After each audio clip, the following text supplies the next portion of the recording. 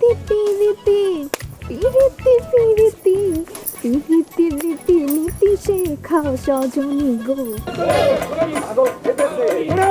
সামনে তো দেরাকে পা দিয়া যাবে না।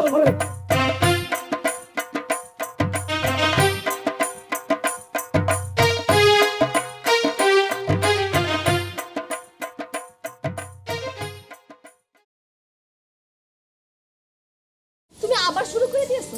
হ্যাঁ না আমি শুরু করিনি, বিশেষ করে আমি শুরু করিনি। আসলে হয়েছে কি, মানে ওকে ধরে উপযুক্ত শাস্তি বিধান করার জন্যে আমি ওদেরকে ধাওয়া করতেছিলাম।